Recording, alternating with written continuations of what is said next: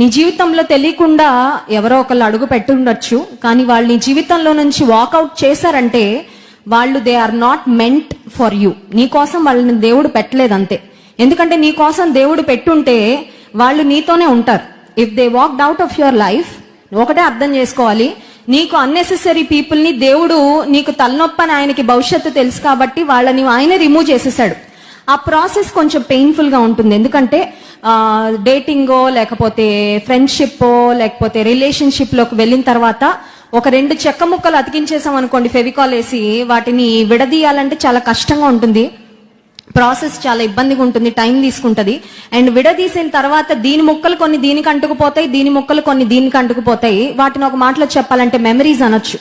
So ఆ memories లో నుంచి బయటకు రావడానికి it will definitely take a while, సమయం పడుతుంది. నిద్ర లేని రాత్రులు ఉండొచ్చు, కన్నీళ్లు ఉండొచ్చు, మోసగించబడ్డాను అనే బాధ